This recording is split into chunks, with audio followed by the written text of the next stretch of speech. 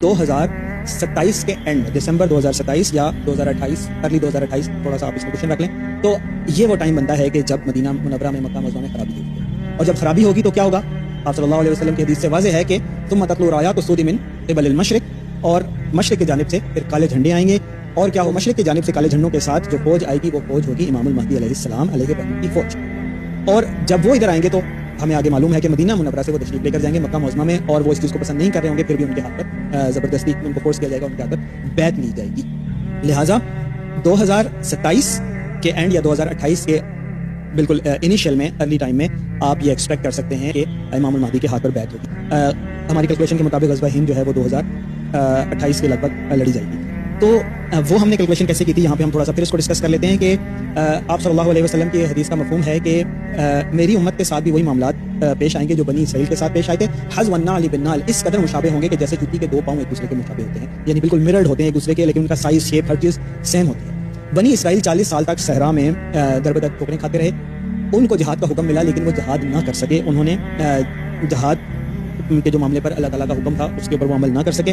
لیکن 40 سال کے بعد جب اگلی جنریشن آئی تو انہوں نے اللہ کے فضل سے، اللہ کے حکم سے، ان میں سے کچھ نے اس کو ایکسیپٹ کیا اللہ تعالیٰ کے حکم کو. پھر اللہ تعالیٰ نے ان کے لیے اپنی طرف سے ایک سپہ سالار، ایک بادشاہ مقرر فرمایا، اور پھر اس کی قیادت میں انہوں نے جنگ کی. اس میں سے بھی آدھے لوگ پیچھے رہ گئے لیکن باقی آدھوں نے جنگ کی اور اللہ تعالیٰ نے فتح، اور اللہ تعالیٰ نے انہیں سلطنت اور پراپر ایک اسٹیٹ عطا کیا. اسی کو آپ اپلائی کریں پاکستان کے اوپر کہ پاکستان وہ واحد ملک ہے جو آج کے دور میں ہمیں نظر آتا ہے کہ لا الہ الا اللہ کے نام پر بنا ہے. اور یہ بات آپ یاد رکھیں کہ شاید ہم بھول جاتے ہیں کہ مدینہ منورہ کے بعد مدینہ منورہ وہ واحد اسٹیٹ تھی جو لا الہ الا اللہ کے نام پر بنی. کوئی بھی ایسی اسٹیٹ، کوئی بھی خلافت، کوئی بھی حکومت، کوئی بھی بادشاہ لا الہ الا اللہ کی وجہ سے نہیں بنی. مسلمانوں کی اسٹیٹ ضرور رہی ہیں لیکن اسلامی ریاست کوئی بھی نہیں بنی کہ جو کلمہ طیبہ کے نام پر بنی ہو. لہٰذا یہ اسٹیٹ جو ہے یہ وہ ہے کہ جو ہم سب کو پتہ ہے کہ 14 اگست 1947 کو ہمارے سے وجود میں آئی. اب 40 سال بنی اسرائیل کی ایکسپینشن تھی لیکن ان میں سے آدھے پیچھے رہ گئے تھے. لیکن حدیث کے مطابق ہمیں یہ پتہ چلتا ہے کہ جو مشرق کے لوگ ہوں گے وہ آپ صلی اللہ علیہ وسلم کی حدیث کے مطابق آپ نے فرمایا کہ وہ ایسے لڑائی کریں گے، ایسے قتال کریں گے لا یقتل الحکم، کہ وہ اس طرح کی جنگ کرنے والے ہوں گے کہ ان سے پہلے ایسی جنگ کرنے والے کوئی تھے ہی نہیں، نہ کبھی ہوئے نہ کبھی ہوں گے. اس طرح کے وہ جنگجو ہوں گے. اور ان کی عظمت کیسی ہوگی کہ حضرت ابو ہریرہ نے بھی اس جنگ کے اندر، غزوہ ہند کے اندر شامل ہونے کی حسرت فرمائی ہے کہ اگر ابو ہریرہ نے وہ موقع پایا تو وہ اپنا سارا نیا اور پرانا مال بیچ کر اس جنگ میں شامل ہو جائے گا. اس جنگ کے اندر شامل ہونے کی صحابہ نے بھی حسرت کی ہے، خواہش کی ہے، ان کو بھی اس چیز کی طلب تھی. تو وہ جو افواج ہوں گی وہ بنی اسرائیل کی طرح آدھے پیچھے رہنے والے نہیں ہوں گے. اللہ تعالیٰ کی فضل سے پورے کے پورے ادخلوا فی السلم کافہ، اللہ تعالیٰ کی پوری اطاعت کرنے والے اور اللہ تعالیٰ کے دین میں پورے داخل ہونے والے اور اللہ کے لیے لڑ بھڑ جانے والے ہوں. تو یہ وہ لوگ ہوں گے کہ جو ایک بیٹر اسٹیٹ میں ہوں گے. ایک تو بیٹر ہوں گے اس سینس میں کہ جس کو بنی اسرائیل نہیں پہنچ سکے تھے.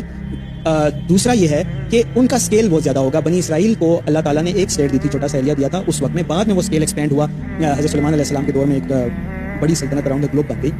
لیکن اس وقت میں جو امام مہدی کا ساتھ دینے والے لوگ ہوں گے ان کو اللہ تعالیٰ رائٹ اوے وہ ایک ایکسپینڈڈ اوور دا گلوب ایک اللہ تعالیٰ سلطنت عطا فرمائے گا، یعنی امام المہدی کی حکومت قائم ہوگی. تو اس کانٹیکسٹ میں آپ اس اسکیل کو ڈبل کرتے ہیں تو 40 ایئرس ان کا تھا، تو ہمارے کیس میں یہ میکسیمم 80 ایئرس تک جا سکتا ہے. تو 1947 سے لے کر 2027 80 ایئرس بن جاتے ہیں.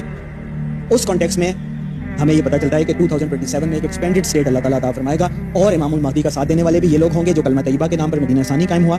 لہٰذا یہ کیلکولیشن بھی ہمیں لے کر آتی ہے اگست 2027. اب ہم تھرڈ چیز پہ آ جاتے ہیں. تھوڑا سا آپ لوگوں کو اس کے اوپر اختلاف ہوتا ہے لیکن اللہ تعالیٰ ہم سب کو حق دکھائے. اور وہ بات کیا ہے کہ میں یہ سمجھتا ہوں کہ لاہور کے یہ جو ہمارے بھائی ہیں سید فیملی سے ہیں، حسنی سید ہیں اور ان کا نام ہے محمد قاسم اور ان کے والد کا نام تھا عبد الکریم. ان کے کانٹیکس میں میں یہ سمجھتا ہوں اور اچھا یہ کیلکولیشن نہیں ہے، یہ اللہ تعالیٰ کی رحمت ہے کہہ لیں، کچھ اسپریچول گائیڈنس کہہ لیں، یہ کیلکولیشن نہیں ہے. یہ مطلب اس چیز کے اوپر میں کافی زیادہ سرٹن ہوں. کیلکولیشن میں کمی بیشی ہو سکتی ہے لیکن اس چیز کے اوپر میں کافی زیادہ سرٹن ہوں اور it's not because of calculation. یہ اللہ تعالیٰ کی طرف سے یہ گائیڈنس سمجھ لیں آپ کو. یہ چیز بالکل ایک اب کلیئر ہوتی جا رہی ہے کہ یہ محمد قاسم جو ہیں یہ لاہور کے رہنے والے ہیں اور عبد الکریم ان کے والد کا نام تھا. یہ فیوچر میں امام المہدی ہو سکتے ہیں. میں اس لیے کہہ رہا ہوں کیونکہ ابھی شرعی تقاضے پورے نہیں ہوئے، ورنہ وی نو فار سرٹن کہ انشاءاللہ ایسے ہی ہوگا. تو اب کیا ہے کہ ان کے حساب سے ہم تھرڈ کیلکولیشن کرتے ہیں. وہ کیا ہے؟ آپ صلی اللہ علیہ وسلم اپنی نبوت کا اعلان فرماتے ہیں 40 سال کے اور اس کے بعد 12 یا 13 سال مکی دور رہتا ہے. اب اس کے بعد اللہ تعالیٰ ریاست عطا فرماتا ہے، ریاست مدینہ. اب آپ کیلکولیشن دیکھ لیں, اسی چیز کو آپ اپلائی کریں امام المہدی کے اوپر بھی, کہ امام المہدی کی اسٹرگل یا ان کی دعوت بھی اتنی ہی ہونی چاہیے مور اور لیس. دیکھیں آپ صلی اللہ علیہ وسلم نے ان کا نام بتایا کہ یواتی اسمو اسمی و اسم ابی ہی اسم ابی, کہ جو امام مہدی ہوں گے ان کا نام میرے نام پر ہوگا اور ان کے والد کا نام میرے والد کے نام کی طرح ہوگا, یعنی محمد بن عبداللہ, محمد بن عبد الکریم. تو یہ محمد قاسم کے اوپر بھی اپلائی ہوتا ہے, ان کا فرسٹ نیم محمد ہے, والد کا نام عبد الکریم ہے, تو محمد بن عبد الکریم. جیسے محمد بن عبداللہ, اللہ آتا ہے, عبداللہ آتا ہے, اس میں عبد الکریم آتا ہے, الکریم بھی اللہ کا نام ہے, محمد بن عبد الکریم ان کا بھی نام بنتا ہے. تو اب کیونکہ دیکھیں نام کی اس قدر مشابہت, پھر آپ صلی اللہ علیہ وسلم نے فرمایا کہ صورت میری صورت پر نہیں ہوگی مہدی کی, لیکن اخلاق میرے اخلاق پر ہوگا, تو اس قدر مشابہت ہے. اسی طرح آپ صلی اللہ علیہ وسلم دین کی تکمیل کے لیے آئے تھے, دین کو پھیلانے کے لیے آئے تھے, قائم کرنے کے لیے آئے تھے, بت شکنی کے لیے آئے تھے, توحید کو قائم کرنے کے لیے آئے تھے. اسی طرح امام المہدی کو بھی بھیجا جائے گا بت پرستی کا خاتمہ کرنے کے لیے اور پوری دنیا کے اوپر اسلام کو قائم کرنے کے لیے.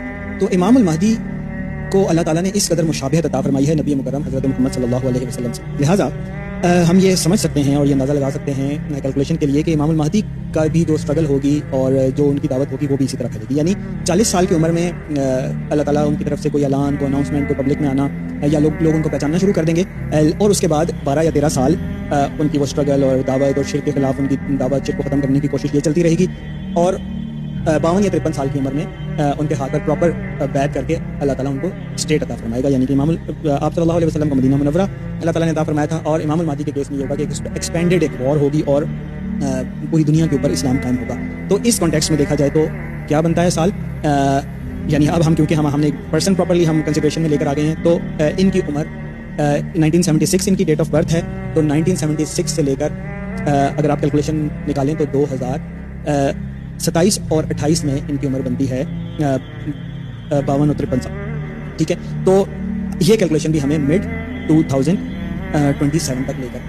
تو اب اس 3 کانٹیکسٹ سے ہم نے دیکھ لیا, اور یہ ہمیں کیلکولیشن سرٹن ہوتی جا رہی ہے کہ امام المہدی کے ہاتھ پر بیعت 2027 کے مڈ سے لے کر ارلی 2028 تک, یہ 6 مہینے جو بنتے ہیں اس کے درمیان ہو جائے گی.